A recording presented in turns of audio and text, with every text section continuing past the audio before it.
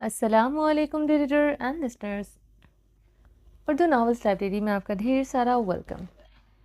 रमज़ जुनून 45 एपिसोड का पार्ट 1 लेकर हाजिर हुई हूँ। अगर आपने अभी तक मेरे इस चैनल को सब्सक्राइब नहीं किया, जल्दी से सब्सक्राइब कर दें, लाइक एंड शेयर करें और अपनी राय कमेंट बॉक्स में लाजमी दें। अच्छा जी, अब मैंने ना आप लोगों की रिक्वेस्ट पर ये नावल स्टार्ट किया है, तो अब इस पर रिस्पांस आप लोगों का इतना कम है, लेकिन मैं फिर आप लोगों को जब एपिसोड्स कम देती हूँ ना, जब मेरा दिल नहीं करता, मैं खुद डीमोटिवेट हो जाती हूँ कि रिस्पांस तो अच्छा है नहीं। दिल तो जब भी करता है ना जब आप लोगों का रिस्पांस आया, आप लोगों का प्यार है। ज़्यादा कुछ नहीं, सिर्फ लाइक कमेंट्स चाहिए होते हैं यार। लाइक कमेंट्स देख के इंसान के अंदर और मोटिवेशन पैदा होती है कि नहीं, इन लोगों को पसंद आ रहा है तो मैं और ज़्यादा उनको प्रोवाइड करूँ। तो आप लोग अच्छा रिस्पांस दे ही नहीं रहे। अब ये देखें कि मैंने आप लोगों की कितनी रिक्वेस्ट के बाद जो है ये नावल स्टार्ट किया है। दूसरे भी नावल्स की मुझे बहुत रिक्वेस्ट आई हुई थी, लेकिन उनको मैंने साइड कोने लगाकर ये नावल का स्टार्ट कर दिया पार्ट 2 ना। तो अब आप लोग, फिर आप में से कुछ लोग ऐसे हैं जिनके साथ वाकई नाइंसाफ़ी होती है। मैं समझती हूँ इस चीज़ को कि वो हर वीडियो पे लाइक करते हैं और उन्होंने चैनल भी सब्सक्राइब किए हुए हैं। लेकिन अब आप ये देखें ना कि अगर चंद लोग जो हैं, जो 10-15 लोग हैं, उनके साथ नाइंसाफ़ी हो जाती है, जो रेगुलर बेसिस पे सब्सक्राइब कर किया हुआ जिन्होंने चैनल, जो रेगुलर बेसिस पे मेरी वीडियो पर आकर लाइक करते हैं, कमेंट करते हैं, मुझे पता होता है वो लोग मेरे रेगुलर सब्सक्राइबर हैं, रेगुलर व्यूवर्स हैं।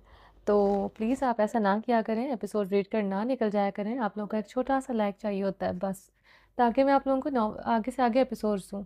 अब आगे आगे इंटरेस्टिंग होती जा रही है स्टोरी। अगर आप चाहते हैं कि 4-5 एपिसोड का ड्यूरेशन रहे और आगे भी आप लोगों को 4-5 वीडियोस से प्रोवाइड किए जाएँ, तो प्लीज़ प्लीज़ प्लीज़ आप लोग जो हैं कम से कम 50 लाइक तो कंप्लीट कर दिया करें। और ये कम से कम की बात हो रही है, इतना तो आप लोग कर सकते हैं ना।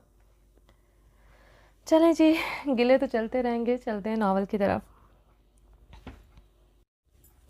ज़रमिश ड्रेसिंग रूम में आईने के सामने खड़े अपना दहकता दमकता रूप देख रही थी। वो इस वक्त डीप ब्लड कलर के ब्लाउज और लहंगे में मलबूस थी। डीप रेड लहंगे और फुल स्लीव्स ब्लाउज में हीरे जड़े थे। इन हीरों की चमक आंखों को खैरा कर रही थी। ज़रमिश का लहरों जैसा बल खाता बदन इस लहंगे ब्लाउज में कयामत ठा रहा था। ब्लाउज तकरीबन बैकलेस था, जो बैक से चंद डोरियों के सहारे बदन पर टिका था। इसकी दूधिया कमर 14वीं के चांद की तरह रोशन हो रही थी। इसके कमर तक आते चॉकलेटी सिल्की बाल खुले थे। आदम खान ने इसे खुद तैयार होने का कहा था। वो नहीं चाहता था इससे पहले से कोई औरत भी देखे, इसे हाथ भी लगाए। I just want to see you first in bridal dress. You want even go in front of the security. Women guards, no one will see you.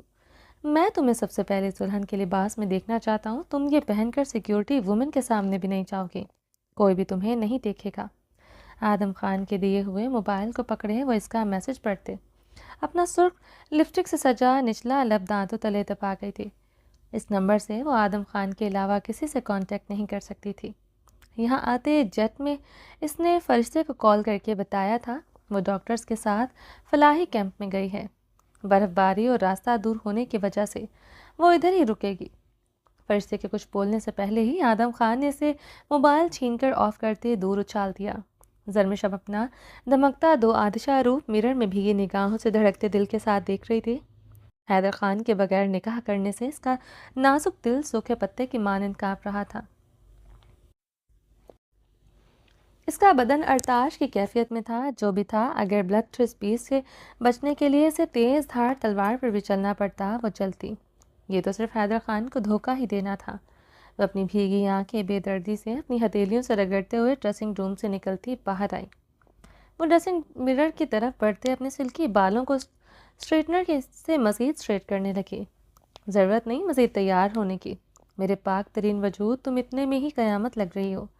वह आर्यान खानज़ादा की आवाज़ पर स्ट्रेटनर इसके हाथ से छूटकर ज़मीन पोंछ हुआ था। वह खौफ से बुरी तरह उछलकर रह गई थी। कमरे में आर्यान खानज़ादा का कहका बुलंद वपांग कहका गूंजते इसका वजूद मुकम्मल तौर पर पसीने से तर कर गया था। ज़रमिश अपनी मुंतशिर होती धड़कनों पर हाथ रखते गहरे सांस लेते अपनी उखड़ी सांसों पर काबू पाने लगी। कमरे में फैली सिगरेट की बढ़ती महक महसूस करते ज़रमिश ने खौफज़दा होते निगाहों से कमरे में निगाहें दौड़ाई। इस ब्लडथ्रिस पीस को सामने सोफे पर बैठे देखकर वो बेयकीन होते अपनी खौफज़दा आंखों को मज़ीद फैला गई थी। दिल उछलकर हलक में आया था। रंगत जर्द हुई थी। आर्यान खानज़ादा सोफे पर बैठे सिगरेट के गहरे कश लेते। इसे दुल्हन के लिबास में दहकती निगाहों से देख रहा था। पूरा वजूद शोलों की नज़र हुआ था, आंखों में खून उतरा था। वो अंगीठी में जलते कोयलों की मानंद दहकते इसके वजूद पर निगाहें गाड़े हुए था। आगे पीछे इस कयामत बदन पर वो निगाहें गाड़ते इसी लम्हे अपनी निगाहें फेर लेता था, मगर आज वो अपनी सरसुख निगाहें इसके दो आदशाह बदन पर पूरी तरह गाड़े हुए था। इसके मखमली नशीबो फराज, इसकी ब्लाउज से झांकती कमर को वो कहर आलूद निगाहों से देखते। वो जलते सिगरेट को उंगलियों से दबाते इसे अपने दांतों में दबा गया था। मुकाबल के बदन पर यह लिबास इसे सुइयों की मानंद चुभा था। वो किसी और के लिए इतना बेहुदा लिबास पहने खड़ी थी जिसमें वो मुकम्मल तौर पर अया हो रही थी। वो बज़ख में नहीं चल रहा था, बज़ख इसका वजूद का जैसे हिस्सा बन गया था। दरमिश आर्यान खानज़ादा को देखते सरनफी में हिलाते थर थर काँपते हुए पीछे की जानिब कदम बढ़ाते अपने चकराते वजूद को थामे हुए थी। आर्यान खानज़ादा सोफे से उठते हुए इसकी जानिब भारी कदमों से तरफ बढ़ा था।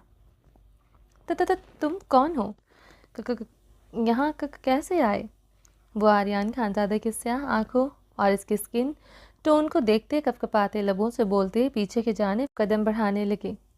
इतनी जल्दी भूल गई तुम इस ब्लडथ्रस्ट बीस्ट की वहशत को मिस खान?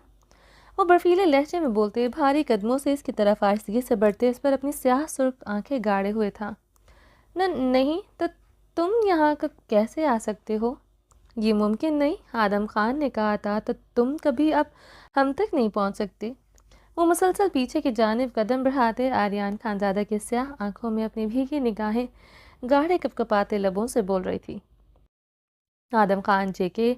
आर्यान खानज़ादा ने इसकी तरफ बढ़ते दहकते लहजे में सवाल ताका। कौन जेके? सरमिश ने अपने चकराते वजूद पर काबू पाते खून में डूबी सिसकारी भरी। तुम सच में इस दुनिया की पाक तरीन लड़की हो मेरे नापाक वजूद, जिससे निकाह करने जा रही इसका असल नाम ही नहीं पता। तुमने साबित कर दिया तुम रायना खान और हाकिम खान की ही बेटी हो। आर्यान खानज़ादा के लबों पर इस्तेज़ाइया तल्ख मुस्कुराहट उभरी थी। आर्यान खानज़ादा की बातों से इसे कोई शक ना रहा था। वो ब्लडथ्रस्ट बीस्ट है, वो तो इसकी सिगरेट की महक से ही पहचान चुकी थी, मगर ये स्याह आंखें कुछ पल के लिए इसे धोखा दे गई थी, या फिर खुद को धोखा दे रही थी। Somebody help me। ज़रमिश इसी लम्हे अपने बाल मुट्ठियों में जकड़े बंद दरवाजे को देखते हलक के बल चीखने लगी। इसकी चीखों पर इसी लम्हे दरवाज़ा खोलते वुमेन गार्ड्स अंदर दाखिल हुई थी। आर्यन खानज़ादा रुकते हुए दीवार से टेक लगाए लाइटर से सिगरेट जलाते लबों में दबा गया था। सरमिश भागते हुए तेज़ी से दो स्याफाम औरतों की तरफ बढ़ी। He is a call Adam Khan, scariest animal.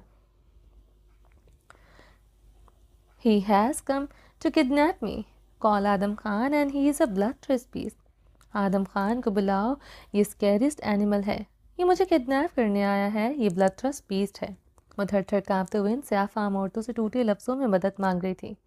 उसके पीछे ही तो दीवार से टेक लगाए सिगरेट लबों में दबाए हुए था। इसकी स्याह शोलाबार आंखों को वो अपनी पुश्त पर बखूबी महसूस कर सकती थी। You all go outside now. Now one should come inside. No matter how much she scream or shout, you will not come inside. तुम लोग बाहर जाओ, कोई अंदर नहीं आना चाहिए। ये कितना ही चीखे चिल्लाए, तुम लोग अब अंदर नहीं आओगे। आर्यन खानज़ादा इन स्याफाम औरतों को देखते हुक्मिया लहजे में गुर्राया। वो इसे स्ट्रेस में इन औरतों के सामने भी वो बर्दाश्त न कर सका था। वो पूरी तरह आया हो रही थी। Sure sir. वो आर्यन के हुक्म पर ताबेदारी से सर हिलाते हुए बाहर जाते दरवाज़ा बंद कर गई थी। ज़रमिश ने पलटते हुए बेयकीनी से खौफज़दा निगाहों से आर्यन खानज़ादा को देखा, जिसकी हेज़ल ग्रे आंखों में सरासीमगी देखते बुलंद व बांग कहका लगा गया था। ज़रमिश अपना भारी कामदार लहंगा दोनों मुट्ठियों में जकड़ते भागते हुए टेरेस की तरफ बढ़ी। वहाँ नीचे खड़े गार्ड्स को मदद के लिए पुकारने के लिए वो तेज़ी से टेरेस की तरफ भागी थी। भारी लहंगा इसके पाँव के नीचे आया अटका था। उसी लम्हे लड़खड़ाते हुए कमरे में बने गहरे पूल में जा गिरी थी। वो चीखते हुए पानी के सतह पर आते हाथ पैर मारते अपना बचाव करने लगी। पूल अच्छा खासा गहरा था, पानी इसकी गर्दन तक ऊपर आ रहा था। वह ज़्यादा देर तक इस गहरे पूल में हाथ पैर ना मार सकी थी। ऊपर से ब्लडथ्रस्ट बीस्ट की दहशत इसकी जान निकाले जा रही थी। वो गहरे पानी की नज़र हुई थी। आर्यन खानज़ादा इसे सुलगती खून शाम निगाहों से देखते हुए बेड पर पड़ा कामदार दुपट्टा रेड दुपट्टा उठाते हुए पूल में जंप मार गया था। इसके पास अब सिर्फ 4 मिनट थे। इसे इन 4 मिनटों में जरमिश को यहाँ से लेकर निकलना था। वो पूल में जंप मारते हुए तैरते हुए जरमिश हाथ पैर मारते वजूद को कमर से जकड़ते पानी की सतह पर आते इसके खूबसूरत दो आतिशा वजूद पर इसका रेड कामदार दुपट्टा उड़ा गया। ये लिबास गीला होते मज़ीद तबाही मचाने लगा था। जरमिश गहरे सांस लेते आर्यान खानज़ादा के स्याह आंखों में हिरनी की तरह सहमी भीगी खौफसदा निगाहों से देखते थर थर काँप रही थी। हसीन तेरी आंखें, हसीन तेरे आंसू, यही डूब जाने को दिल चाहता है। आर्यान खानज़ादा बर्फीले लहजे में गुर्राते इसकी हेज़ल ग्रे भीगी आंखों में देखते एक हाथ से इसकी कमर से जकड़े दूसरे हाथ से इसके जबड़ा सख्ती से दबोच गया था। वो इसकी कमर को छोड़ते इसकी गर्दन को दूसरे हाथ से सख्ती से जकड़ गया। वो एक हाथ से इसका जबड़ा दबोचे दूसरे हाथ से इसकी गर्दन को जकड़े हुए था। जरमिश की टांगें पानी में फड़फड़ा रही थीं। वो इसकी सांसें इसे खींचते खूंखार निगाहों से घूर रहा था। यकदम वो इसे पानी में छोड़ गया था। गहरे पानी में गुम होते जरमिश की सांसें ख़त्म हुई थी। जैसे आर्यान खानज़ादा पीछे को होते पूल की दीवार से टेक लगाए अपना सर स्विमिंग पूल से बाहर ज़मीन पर रखते अपनी स्याह सुर्ख आंखें छत में गाड़ गया था। आह, मेरे नापाक वजूद जी कर रहा है तुम्हारी कब्र इसी पूल में बना दो, मगर तुम्हारी कब्र को वो कुत्ता जेके कहीं मज़ार न बना ले। तुम्हारी कब्र को वो छुए, मुझे गवारा नहीं। वो छत पर निगाहें गाढ़े दहकते लहजे में घुराया। पहले इस जेको को यहाँ दफनाऊंगा, फिर तुम्हें अपने मुल्क लेकर जाकर तुम्हारी कब्र अपनी हवेली में बनाऊंगा। और गहरे सांस लेते अपनी सिल्की बालों गीले बालों में उंगलियां फिरते पानी में गुम होते जरमिश के बेजान वजूद को जकड़े पानी के सतह पर लाया था। वो बिल्कुल अब बेजान थी। वो इसे बाहों में उठाए पूल से बाहर आया था। इसके वजूद पर अच्छी तरह दुपट्टा उड़ाते, इसीलिए वो टेरेस की तरफ बढ़ते नीचे की तरफ कूदा था। इसके खरीदे हुए गार्ड्स तेजी से इसकी तरफ भागते हुए बढ़े थे। No one should step forward. वो इन्हें अपनी तरफ सख्ती से बढ़ने से रोक गया था। किसी की निगाह इसकी बाहों में साकत वजूद पर पड़े इसे गवारा न था। वो अच्छी तरह से इसके कामदार नेट के दुपट्टे से कवर किए हुए खुद में भींचे हुए था, मगर फिर भी इसके इस ड्रेस में वो दमकती दिखाई दे रही थी। आर्यान खानज़ादा इसे अपने सीने में भींचे गोद में उठाए, पूरी कुव्वत से अपने सीने में भींचे गोद में उठाए भागने लगा। इसे अगले 2 मिनटों में इस पैलेस से निकलना था। अपने प्राइवेट जेट की तरफ पहुंचना ही था, जो इस पैलेस के अच्छी पिछली तरफ नीचे उतर रहा था। वो इसीलिए बर्फ रफ्तारी से भाग रहा था। इसके पीछे इसके कुछ साथी गार्ड्स, जो अपने चेहरों पर स्याह मादा लगाए हुए खुद को यहाँ के स्याह फार्म अफ्रीकन में ढाले हुए थे। वो भी बर्फ रफ्तारी के भागते हुए अपनी अपनी पिस्टल्स पकड़े आर्यान खानज़ादा के पीछे तेज़ी से भाग रहे थे। जेट तेज़ी से नीचे उतरा था। इसके आउट मीटिंग दरवाजे के साथ ही खुल गए थे। आर्यान खानज़ादा तेज़ी से जेट में चढ़ते अपने प्राइवेट रूम की तरफ बढ़ते। जरमिश के साकत वजूद को बेड पर लेटा गया था। जेट अब तेज़ी से परवान चढ़ते इस वाइट पैलेस को हज़ारों फीट नीचे छोड़ गया था। Okay Robert, I am living it was too much, you cursed me too much. Okay Robert, मैं चलता हूँ, आज कुछ ज़्यादा ही हो गया, तुमने ज़्यादा ही मेरा चमचागिरी कर ली। जेके ने अपनी नीली मदहोश भरी सुर्ख आंखें खोलते सामने सोफे पर बैठे रॉबर्ट को तमस्कुराती निगाहों से देखते अंदाज में आंख मारी थी। This seems like too much but this is the last time JK. मुझे भी यही लगता है कि ज़्यादा ही हो गया है, मगर ये आखिरी टाइम है जेके। रॉबर्ट का बुलंद ज़बान कहकर गूंजा था, why are you going to be someone else dog. क्यों, क्या तुम किसी और के कुत्ते बनने जा रहे हो? जेके के हंसते हुए बोला था। जेके के बात पर रॉबर्ट की आंखों में सुर्खी नमूदार हुई थी। I am kidding Robert, you know I have a habit of laughing someone burst and I laugh more। जेके हंसते हुए सोफे से उठा था। I feel like crying when someone cracks। Robert की बात पर जेके के कदम रुके थे। That's mean very soon you are going to cry over your condition। Keep a pacifier with you, will need it। यानी बहुत जल्द तुम अपनी हालत पर रोने वाले हो। एक अदद चूसनी भी रख लो, तुम्हें बहुत ज़रूरत पड़ेगी। जेके हंसते हुए क्लब से बाहर निकल आया था। रॉबर्ट अपनी मुट्ठियां सख्ती से दबोच गया था। जेके के पीछे इसके पर्सनल गार्ड्स भी पड़े थे। वो क्लब से अपने लड़खड़ाते कदमों पर काबू पाते हुए निकला था। ये पहली बार था वो यूं मदहोश हुआ था, वरना नशा इस पर हावी नहीं होता था। अपनी गाड़ी की तरफ बढ़ते ड्राइविंग सीट पर बैठा, इसके गार्ड्स की भी आगे पीछे गाड़ियां रवाना हुई थी। जेके अपने मुंह पर हाथ फेरते रैश ड्राइविंग कर रहा था। जरमिश के साथ ने कहा, इसका सुबह की पहली सफेदी में करने का इरादा था। सड़कों पर फैलती रोशनी देखकर इसे अंदाज़ा हो रहा था वो लेट हो गया है। इसने आज इतना टाइम क्लब में क्यों स्पेंड किया, वो समझ नहीं पा रहा था। जरमिश के लिए वो जितना बेकरार था, आज तक वो किसी औरत के लिए इतना बेकरार नहीं हुआ था। इसे अपना बनाने और इसके वजूद की गहराइयों में उतरने के लिए वो बेताब हो रहा था। You are only mine, I will tell you how it is be mine and what it is like to be mine, my beautiful culinary existence, so you won't be able to near me. तुम सिर्फ मेरी हो, मैं तुम्हें आज बताऊंगा किसी का बन जाना और किसी को अपना बना लेना कैसा होता है। मेरे खूबसूरत पाक वजूद तुम मुझे सह नहीं सकोगी। जेके हंसते हुए अपनी ड्राइविंग स्पीड बढ़ा गया था। इसे जल्द अज जल्द सरमिश के पास पहुंचना था। जेके लड़खड़ाते कदमों से अपने पैलेस दाखिल हुआ। विलियम पैलेस के एंट्री डोर की तरफ बढ़ते इसके अपने पर्सनल गार्ड को पुकारा, जो इसके पीछे मुस्तैदी से चल रहा था। यस सर, वो जेके के सामने आया था। What happened? When a Muslim gets married, the words I accept, he said, who performed this marriage? क्या होता है जब मुसलमान शादी करते हैं? वो लफ्ज़ कबूल है बोलते हैं ना? कौन करवाता है ये सब? जेके ने अपनी सुर्ख मदहोशी भरी आंखों को बमुश्किल खोलते लड़खड़ाती जबान से पूछा। निकाह इमाम says I think he will be in a Muslim's mosque, you bring him. निकाह इमाम कहते हैं मेरे ख्याल से मुसलमानों की मस्जिद में होगा, इसे लेकर आओ। जेके विलियम के जवाब देने से पहले ही अपनी लड़खड़ाती ज़ुबान से अंग्रेज़ी में बोलते हुए आउट मीटिंग एंट्रेंस डोर के अंदर दाखिल हो गया था। वो अब लड़खड़ाते हुए मगर तेज़ी से सीढ़ियों की तरफ बढ़ते सीढ़ियाँ चढ़ रहा था। जरमिश को देखने के लिए इसका अंग अंग बेताब था। वो इसे सुर्ख लिबास में तब भी देखना चाहता था जब वो मुकम्मल तौर पर इसकी हो जाती, मगर जेके की छठी हिस्स और इसका तेज़ी से धड़कता दिल इस बात पर इस पर बावर करवा रहा था जैसे इससे बहुत कुछ छूट रहा है। इसका दिल किसी नन्हे बच्चे की मानिंद खौफ से धड़क रहा था और किसी औरत को लेकर कभी इतना हसास होगा वो सोच नहीं सकता था, मगर वो सच में एक औरत को खोने के खौफ से डर रहा था। जेके तेज़ी से सीढ़ियाँ चढ़ते फर्स्ट फ्लोर में दाखिल हुआ। फर्स्ट फ्लोर पर वुमन सिक्योरिटी नहीं थी।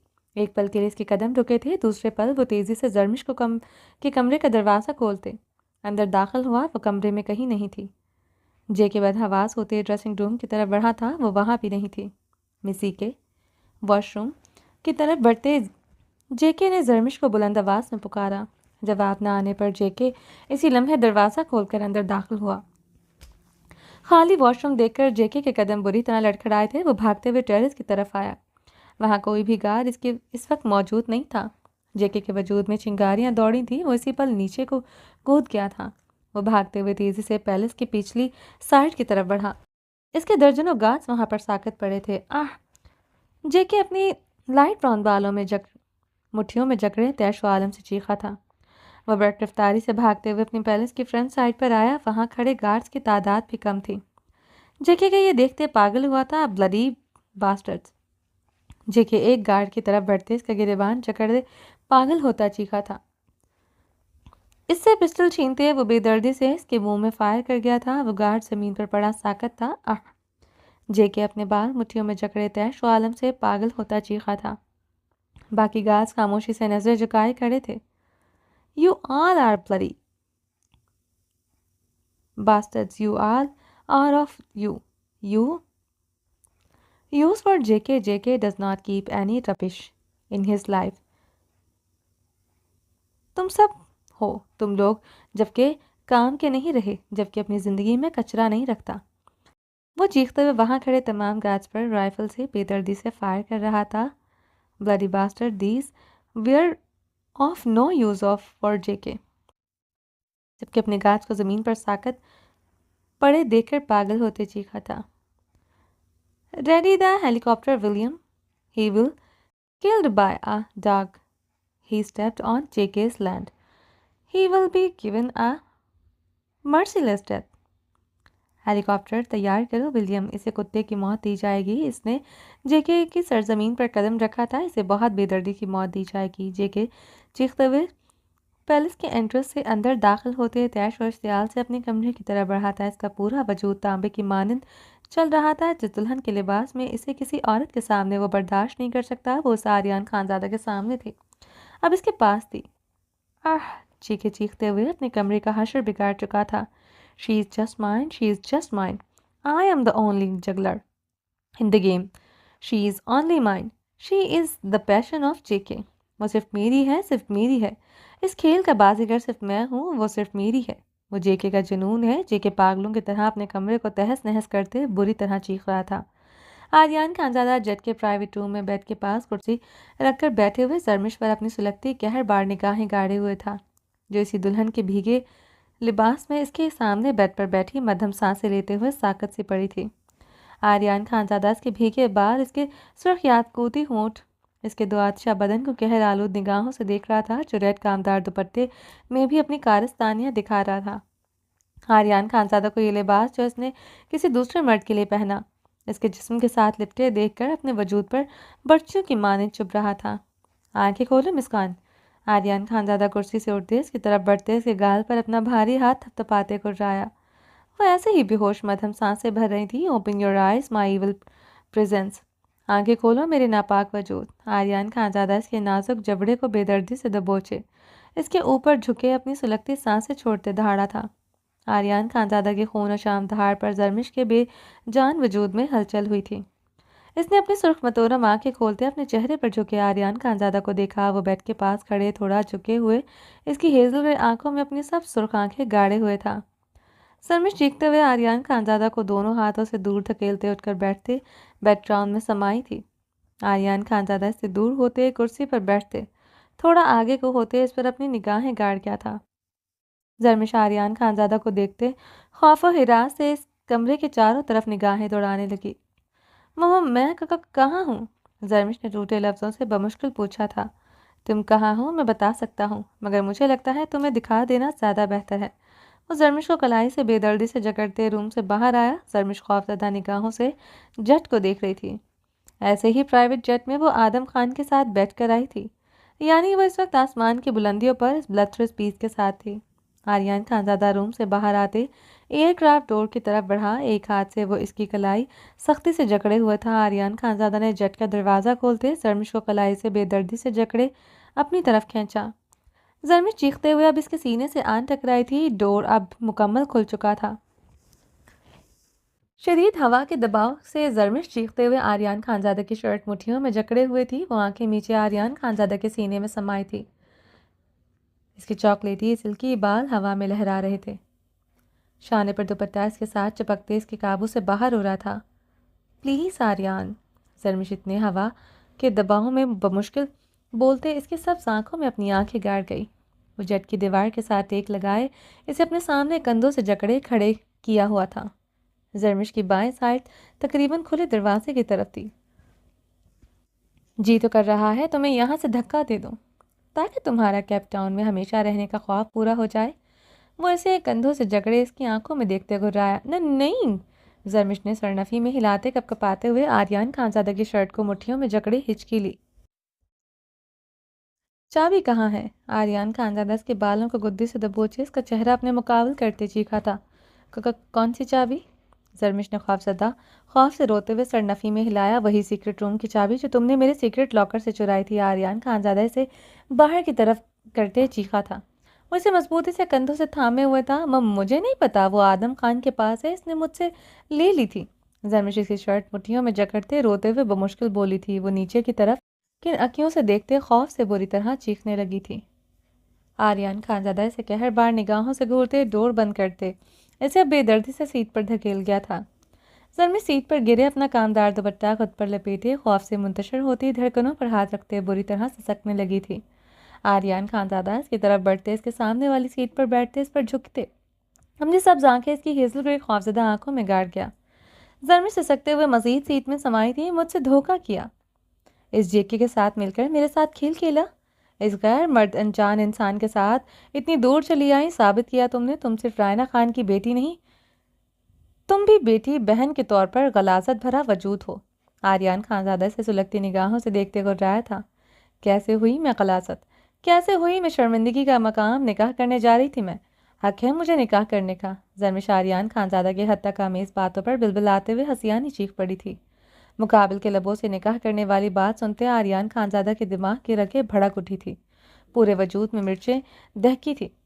निकाह करने जा रही थी मुझसे दगा करके? क्या कहा था तुम पर किसी गैर मर्द की परछाई गवारा नहीं? हिम्मत कैसे हुई ये तुम्हारी ये सब करने की, किसी गैर मर्द के लिए बनने संवरने की? आर्यन खानजादा इसके बाल बेदर्दी से दबोचे इसका चेहरा अपने मुकाबल कर गया था। शर्मिश दर्द से कराहते सिसकियां भरने लगी थी। बोलो, जवाब दो। इस जेके को कितना अपने पास आने दिया, कितने करीब गई इसके? आर्यन खानजादा एक हाथ से इसके बाल बेदर्दी से दबोचते दूसरे हाथ से इसके लबों की सुर्खी अपनी हथेली से बेदर्दी से रगड़ गया। लिपस्टिक फैलते इसके होंठों से बाहर लगी थी। जरमिश को आपसे सर्द निगाहों से देखते कांपते हुए सिसकियां भरते सर नफ़ी में हिला रही थी। मत करो ये ड्रामा तुम। इस ब्लड ट्रिस्ट बीस से वहशत खाती हो। वहशत खाने पर तो मैं अब तुम्हें मजबूर करूंगा। पहले तो सिर्फ डराता था, बताऊंगा ब्लड ट्रिस्ट बीस वहशी दरिंदा आखिर किसे कहते हैं। वह जरमिश की बहती आंखों में देखते एक एक लफ्ज़ चबाते गुर्राया था। मैंने कुछ गलत नहीं किया। मैंने आदम खान को तो कभी अपने गाल को भी टच नहीं करने दिया। मैं सच कह रही हूँ।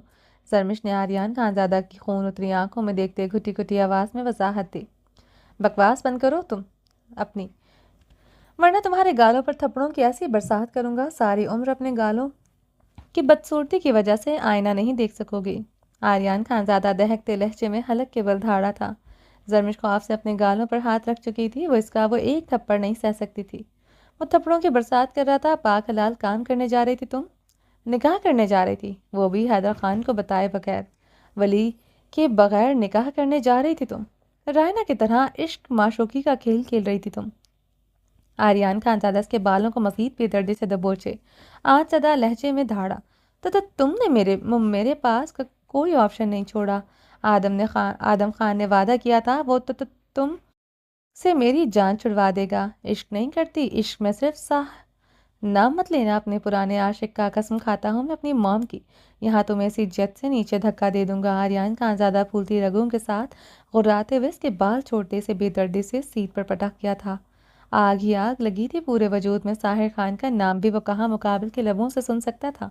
वो सिगरेट सुलगाए इसके खूबसूरत धमकते वजूद पर अपनी सर्द निगाहें गाड़ गया, जिससे आज से पहले भी इतनी ही नफरत नहीं हुई थी जितनी आज हो रही थी। जरमिश इसकी धमकी पर सीट में समाये अपने लबों पर हाथ जमाए अपनी सिसकियां रोक चुकी थी। वो सिगरेट सुलगाए से खून उतरी आंखों से देखे जा रहा था। अपने गालों पर हाथ रखे थर थर कांपते से देख रही थी। रायना ने तो फिर भी अपने लिए एक मुस्लिम का इंतखाब किया था। तुमने सारी हदें पार करते गैर मुस्लिम का इंतखाब किया। कहती तुम हो पाक हलाल काम करने जा रही थी। वो सिगरेट का कश लेते इसे सुर्ख खून उतरी कहरबार निगाहों से घूरते इस पर झुकते फिर से इसका चबड़ा सख्ती से दबोच गया।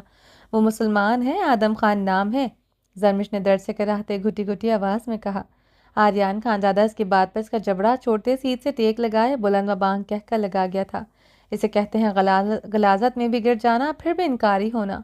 तुम सर से पैर तक गलाजत में लुथड़ी हो, एक गैर मुस्लिम के साथ सात समुंदर चली आई। तुमने साबित किया तुम बदकिरदार हाकिम खान का खून हो। वो सीट पर सर रखे वहशत भरे कहके लगा रहा था। वो मुसलमान है। जरमिश इसके कहकों पर अपने बाल मुट्ठियों में जकड़ते हलक के बल चीख रही थी।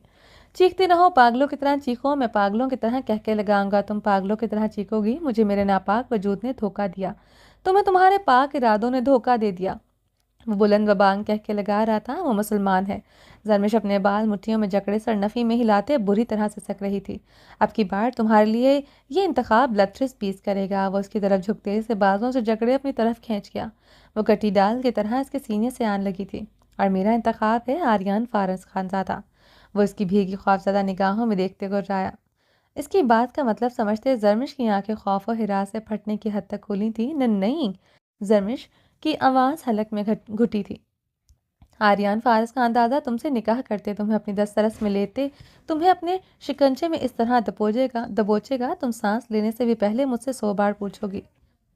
वो उसकी हेजल ग्रे आंखों में देखते पुकारा था। नहीं, ऐसा नहीं, कभी नहीं हो सकता। मैं मर जाऊंगी मगर मैं ये निकाह नहीं करूंगी। समिश रोते हुए मजबूत लहजे में बोलती सर नफ़ी में हिला गई थी। Let's calm down begin as soon As you step into Pakistan, you will come under the ownership of Aryan Khanzada more forever. गिनते गिनना शुरू कर दो, तुम जैसे ही पाकिस्तान में कदम रखोगी तुम आर्यन खानज़ादा की मलकियत में हमेशा के लिए आ जाओगी। वो कहरबार लहजे में बोलते से बेदर्दी से सीट पर पटक गया था। जरमिश अपने चेहरे पर हाथ रखे फूट फूट कर रो दी थी। एकदम वो चीखते हुए आर्यन खानज़ादा के सीने में समाई थी। आर्यन खानज़ादा वो दोनों सीट से लड़खड़ाते हुए नीचे गिरे थे। आर्यन खानज़ादा ने ऊपर होते हिरासा निगाहों से जट देखा। जरमिश इसके नीचे दबी खौफजदा निगाहों से आर्यन खानज़ादा को देख रही थी। जट बुरी तरह थरथरा रहा था। आर्यन खानज़ादा जरमिश के ऊपर से उठते खड़ा हुआ। वो इसी लम्हे सीट पर बुरी तरह गिरा था। जट बुरी तरह थरथरते डोल रहा था। जरमिश चीखते हुए घिसकते हुए जट के दरवाजे के साथ जा लगी थी। इसका सर बुरी तरह दरवाजे से टकराया था। आर्यन खानज़ादा सीट को पकड़े अपने कदम मजबूती से जमाते तेजी से इसकी तरफ बढ़ते इसकी कलाई से जकड़े खड़ा करते खुद में समा गया था, वरना वो लड़कते हुए दूर जाती। वो बुरी तरह जख्मी हो सकती थी। वो इसके चौड़े सीने से लिपटे चीखें मार रही थी। आर्यन खानज़ादा से कमर से मजबूती से जकड़े सीट की सतह पर हाथ का दबाव डाले खड़ा था। आर्यन, मैं इतनी बेदर्द मौत नहीं मरना चाहती। सरमिश रोते हुए इसकी आंखों में देखते शर्ट मुट्ठियों में जकड़ गई थी। वह इसकी आंखों से बहते आंसुओं को बगौर देखते इसे खुद से अलग कर गया था। इसे सीट पर बिठाते वो झुकते इसके सीट बेल्ट बांध किया था। जट अभी भी थरथरा रहा था। आर्यन खानज़ादा अपनी शर्ट इसकी मुट्ठियों से छुड़वाते हुए तेज़ी से कैप्टन की कैबिन की तरफ बढ़ा था।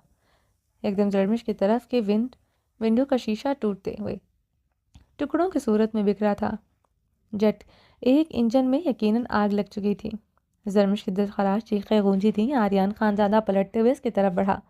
वो झुकते हुए इसकी सीट बेल्ट खोल गया था। इसे अकेला नहीं छोड़ सकता था, वो ज़ख्मी हो सकती थी। उसकी कलाई जकड़े जल्दी से कैप्टन के कैबिन की तरफ बढ़ते दरवाज़ा खोलते अंदर दाखिल हुआ। सीट पर कैप्टन की लाश पड़ी थी। इसके सीने से खून रिस रहा था। जरमिश कैप्टन की लाश को देखते और जेट को तेज़ी से नीचे जाते देखते फलक शगाफ चीखें मारने लगी थी। जेट की विंड स्क्रीन से देखते वो मज़ीद खौफजदा हो चुकी थी। आर्यन खानज़ादा ने जरमिश को साथ वाली सीट पर धकेलते इसकी तरफ झुकते इसकी बेल्ट लगाया था। वो खौफ और हिरास से मज़ीद चीखें मारने लगी थी। आर्यन खानज़ादा ने कैप्टन की तरफ झुकते इसके दागदार शर्ट पर हाथ रखा जहाँ इसे गोली लगी थी। सामने ही विंड स्क्रीन पर गोली का फायर का निशाना था। आर्यन खानज़ादा ने विंड स्क्रीन पर निगाहें गाड़ी। दो हेलीकॉप्टर इनके आसपास ही प्रवास कर रहे थे। आर्यन खानज़ादा पायलट को सीट के नीचे धकेलते सीट पर बैठते कंट्रोल व्हील को दोनों हाथों से जकड़ गया था। इसने सिस्टम इंफॉर्मेशन डिस्प्ले पर निगाहें गाड़ी इसने इमरजेंसी लैंड्स गाइडलाइन बुक पड़ी थी।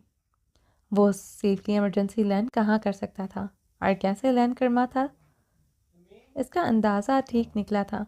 जेट के एक इंजन में आग लग चुकी थी। इसके आसपास दो हेलीकॉप्टर मंडला रहे थे। वो यकीनन पायलट को जेट लैंड को करने को कह रहा था, मगर गलती से पायलट पर गोली चल गई थी। यकीनन ये जेके के बंदे थे। वो यकीनन जरमिश के होते इस जेट को तबाह नहीं कर सकता था, इसलिए वो अब हेलीकॉप्टर इसके पास मंडला रहे थे, मगर वो मज़ीद कोई कार्रवाई नहीं कर रहे थे।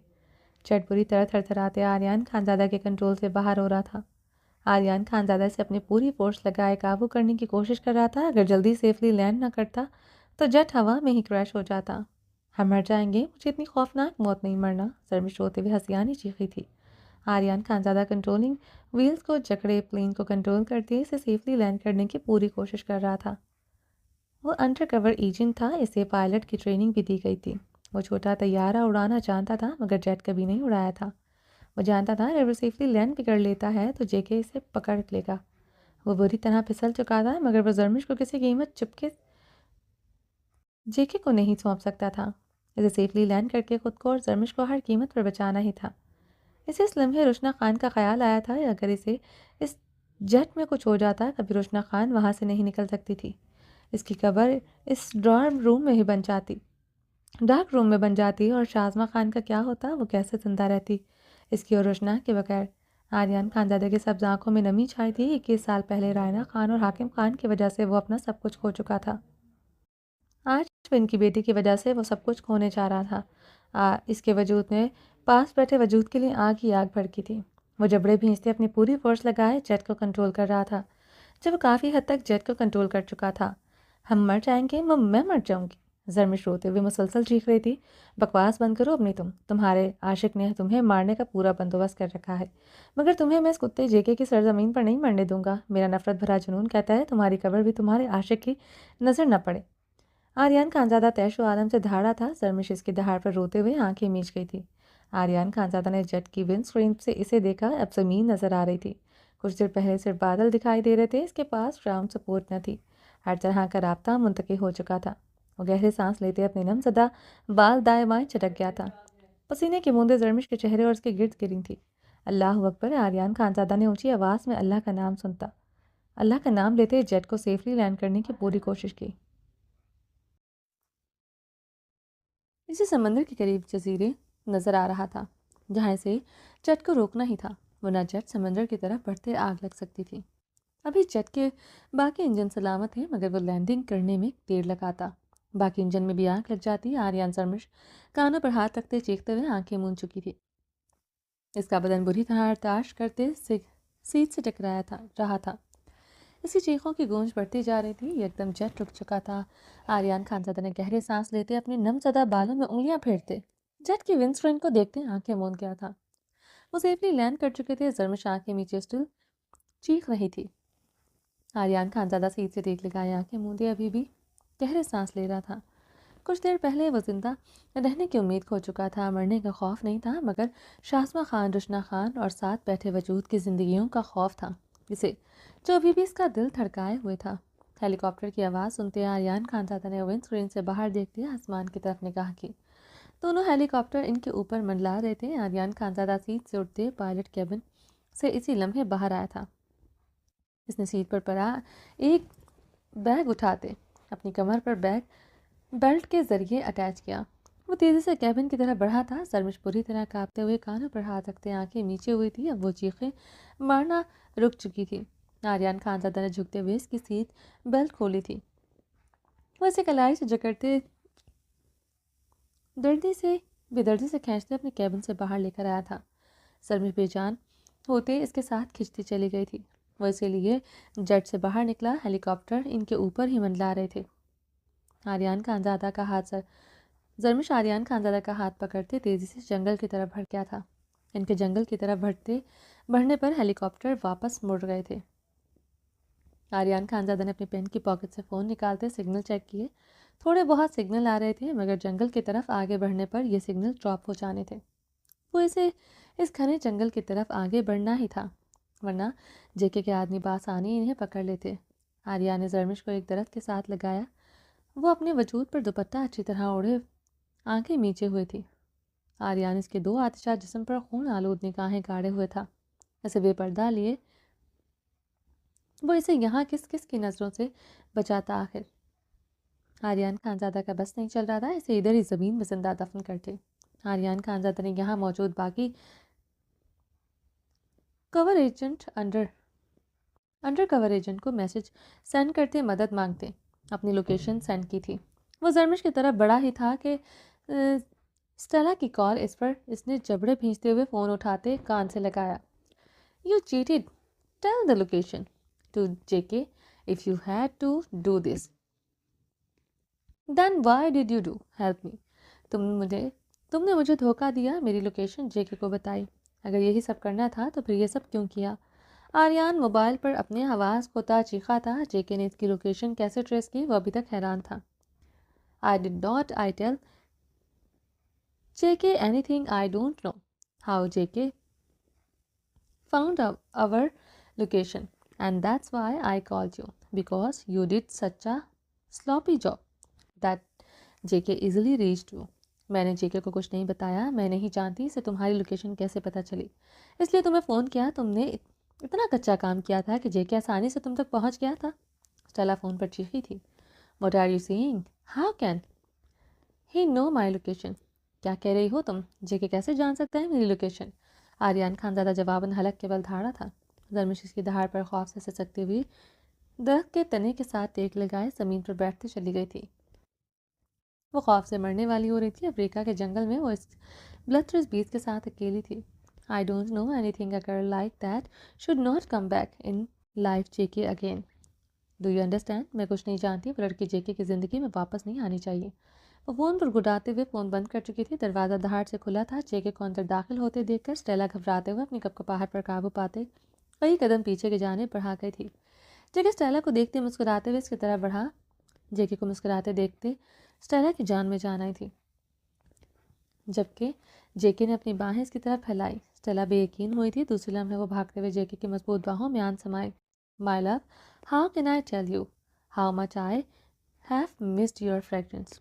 माई लव, मैं तुम्हें कैसे बताऊँ मैंने तुम्हारी खुशबू को कितना मिस किया।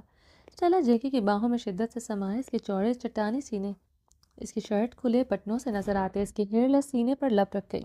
You have missed only my fragrance, I want to give you more today. तुमने सिर्फ मेरी खुशबू को मिस किया है, मैं तो तुम्हें आज बहुत कुछ लेना चाहता था। जेके इसकी नाजुक कमर को दोनों हाथों से जकड़े से ऊपर को करते इसकी टांगों को अपनी गिरफ्त लपेट किया। Oh love, I can't believe it. Stella गहरी होती सांसों से जेके को चेहरे से अपने दोनों हाथों से थामते इसके लबों पर झुक गई थी। जेके इसके शॉर्ट से गाउन की बैक डोरियां खोलते इसके लबों को बेदर्दी से अपनी सांसों से जकड़ते इसके सुर्ख लबों पर बेदर्दी से अपना जुनून उतारा था। स्टेला सिसकियां भरते इसका जुनून अपने होठों पर बर्दाश्त कर रही थी। जेके से यूं ही जकड़े बेड की तरफ बढ़ते इसे गद्दे पर धकेल गया। वह इस पर मुकम्मल तौर पर हावी होते इसकी कलाइयाँ बेदर्दी से तकिए पर पिन करते इसके दिल के मकाम पर झुकते अपने दांतों से कहर ठाने लगा।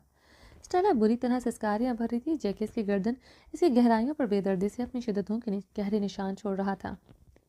आई want to become ruthless with me, but today you have to show too much ruthless, so much cruelty towards me। मैं यही चाहती हूँ तुम मुझ पर बेरहमी दिखाओ, मगर आज तुम ज़रूरत से ज़्यादा बेरहमी दिखा रहे हो, बहुत जालिम हो रहे हो। स्टेला सिसकियाँ भरते हुए बोली थी, if JK shows mercy the world will be act curtless. अगर जेके रहम दिखाएगा तो ये दुनिया बेरहम हो जाएगी। और स्टेला को अपने ऊपर करते इसके गाउन की अगली डोरियाँ रिमूव कर गया था। स्टेला चुप जेके के ऊपर आते इसके सीने पर दोनों हाथ जमाते इसके ऊपर बैठी जेके मुस्कुराते हुए इसे गहरे गर्म निगाहों से देख रहा था।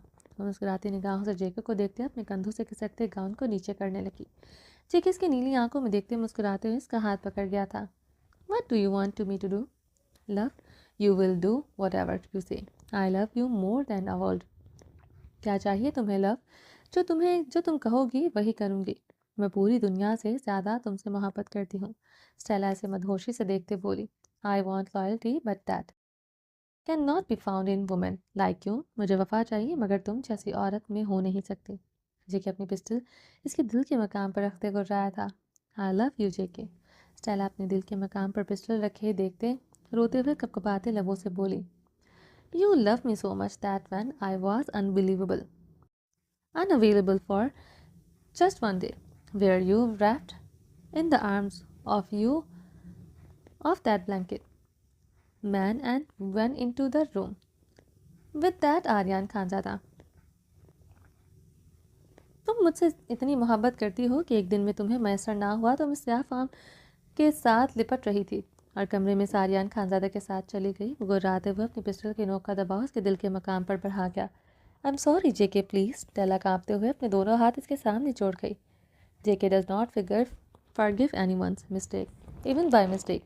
This is the principle of जेके। जेके गलती से भी किसी की गलती माफ़ नहीं करता। यही जेके का असूल है। वो अपनी पिस्टल से इस पर फायर करते इसे साकित कर चुका था। चलिए जी, बाकी का नेक्स्ट एपिसोड में कंटिन्यू करेंगे। उम्मीद है आपको ये एपिसोड पसंद आई होगी। चैनल को सब्सक्राइब नहीं किया जल्दी से अभी सब्सक्राइब कर दें और वीडियो को लाइक करें, शेयर करें। अपना ढेर सारा ख्याल रखिएगा, दुआ में याद रखिएगा। अल्लाह हाफिज़।